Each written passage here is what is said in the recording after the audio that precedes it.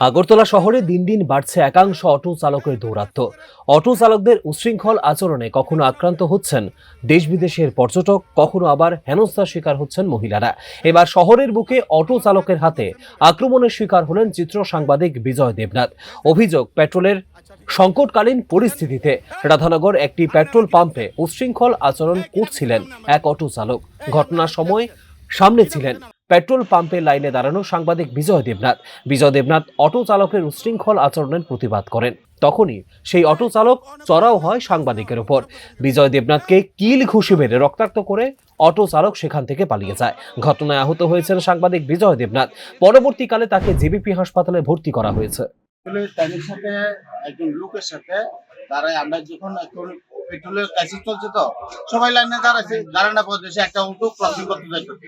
যখন ক্রসিং করতে চাইতেছে, ওই লোকটার সাথে দুর্ব্যবহার করছে। আমি মানুষ হিসেবে ওনাকে বললাম, দাদা এইভাবে তো ব্যবহার করতে নেই, কারণ হচ্ছে সবাই তো লাইনে দাঁড়িয়েছে, সবাই তো তেল নিতে দাঁড়িয়েছে, আপনি একটু অপেক্ষা করুন, তারপর অটো ক্রসিং করুন।